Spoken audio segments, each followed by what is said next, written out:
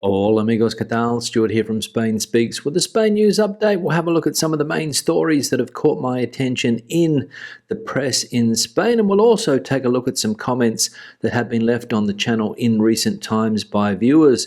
Before I begin, a huge thanks to all of the people that have supported the channel in recent times, whether it's by buying me a coffee, whether it's through the Super Thanks option on YouTube, longer term supporters on Patreon, or the channel members on this YouTube channel. Thank you very much for that support. Now, straight into the news. A new British Prime Minister, Sir Keir Starmer, and Spanish Prime Minister Pedro Sánchez have met for the first time, and they sat down to talk about many things, but most importantly, they sat down to talk about Gibraltar. And as we can read here, Sánchez says that he is very close to agreement on Gibraltar after meeting with Starmer. Prime Minister Pedro Sánchez assured that the post-Brexit agreement on Gibraltar is very close after his first symbolic bilateral meeting on British soil with Labour Premier Keir Starmer, and in the context of the European Political Community Summit in Blenheim. We were very close to being able to reach an agreement with the previous government,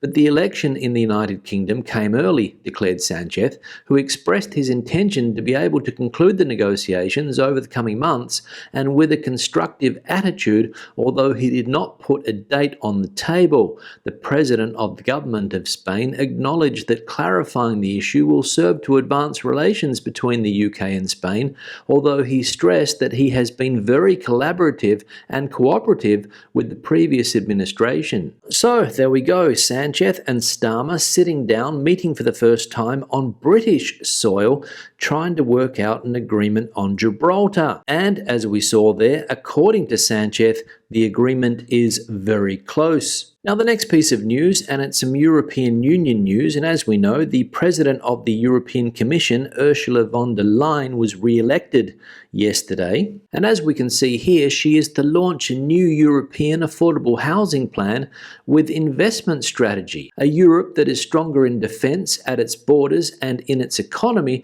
but also more social. The Conservative Ursula von der Leyen, who has been re-elected to continue at the head of the European Commission by a majority in the European Parliament, has promised a new European affordable housing plan with a strategy for construction and investment, and in which the EU executive will open its hand in cohesion funds and allow state aid for this chapter. The German from the European People's Party family has thus taken up the gauntlet of the Socialists and Democrats, who had demanded measures on housing, a major cross-cutting European problem, in order to support her. So there we go, Ms. von der Leyen being re-elected as the head of the European Commission and promising a stronger Europe in defence, stronger European borders, and cohesion funds for social housing across the EU. So it'll be interesting to see how much European money trickles down into Spain for this social housing. The next piece of news, and the Sanfermines festival in Pamplona, which ended the other day,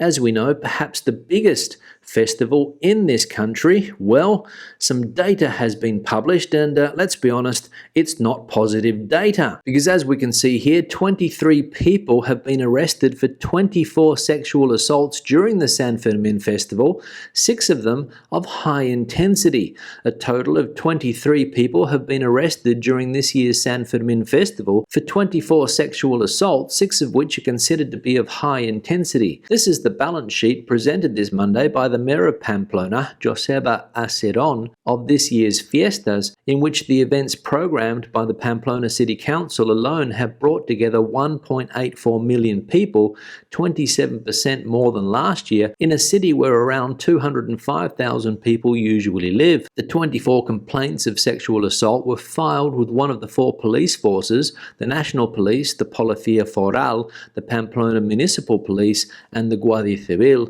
6 of which were of high intensity and the rest of which involve touching. So there we go, 23 people arrested for 24 sexual assaults during the fiestas in the town of Pamplona. And let's be honest, this is the dark side of that festival. Obviously too much alcohol involved, and unfortunately some people just can't keep to themselves. And the final piece of news today related to the ongoing tourist protests that we have seen in various cities around Spain over the last couple of months. For example, Barcelona, Malaga, Tenerife, Cádiz, to name a few. And this weekend, apparently, another one is going to take place, this time on the island of Mallorca in the city of Palma. And the Balearic government is calling for Sunday's demonstration not to interrupt tourists. We are not amused by what is happening in Barcelona, they say.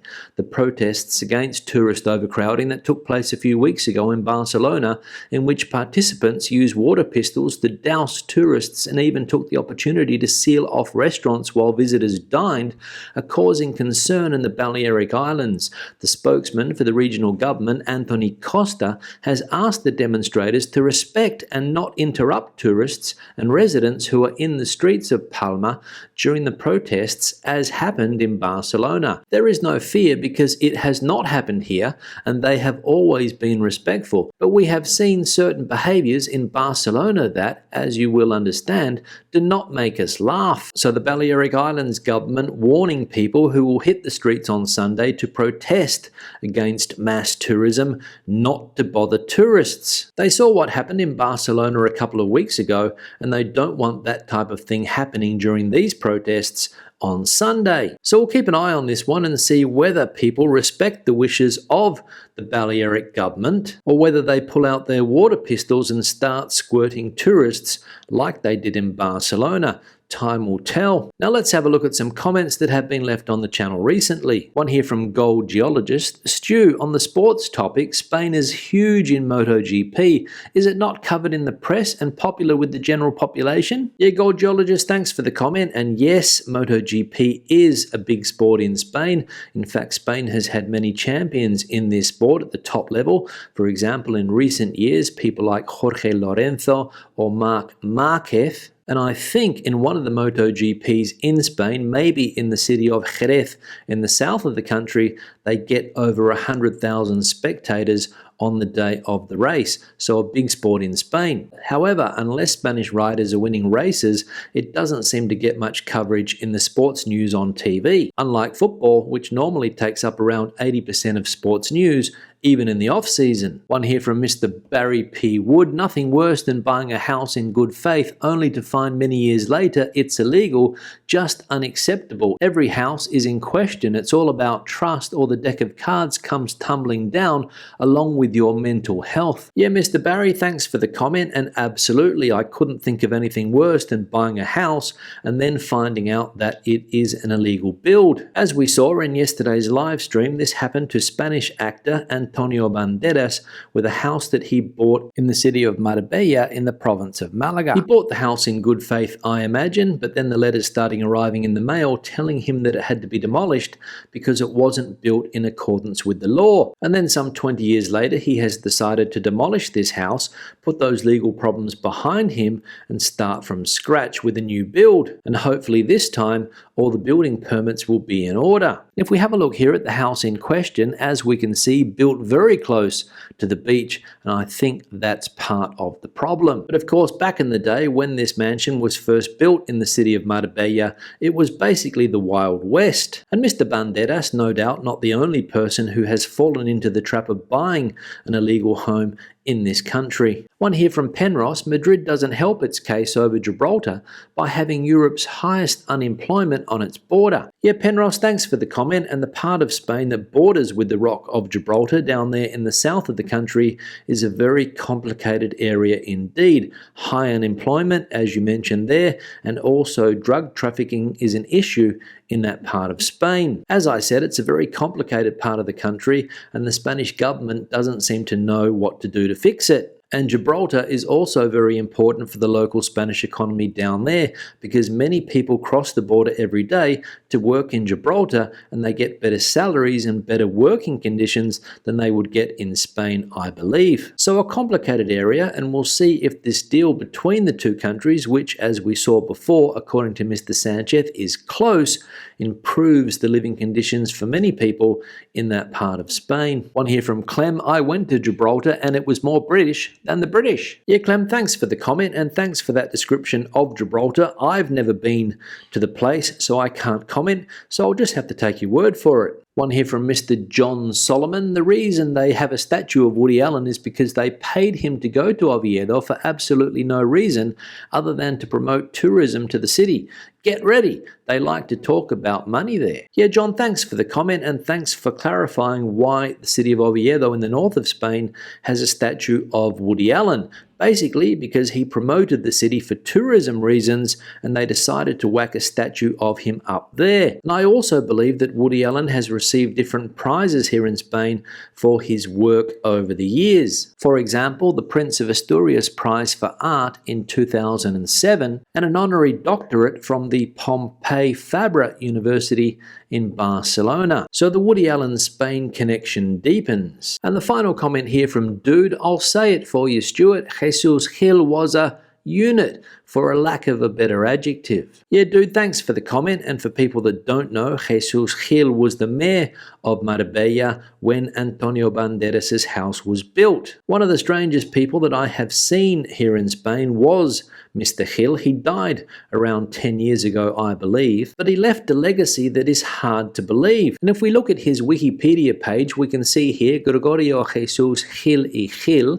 born in 1933, died in 2004. So 20 years ago, was a Spanish businessman and politician. He served as mayor of Marbella between 1991 and 2002 and presided for a 16-year tenure as president of the football club Atlético de Madrid. The Marbella City Council had to be dissolved soon after his death, a legal but unprecedented movement in Spanish politics to put an end to extreme corruption and dealings with international mafias, among other crimes. So there we go, you can get an idea of what type of person Mr. Gil y Gil was. And hopefully we don't see too many more people like this in Spain going forward, but I'm not going to hold my breath. On that note, I'll wrap the video up. Questions and comments, please leave them in the section below. If you have anything to add to the conversation today, the comment section is the place for you.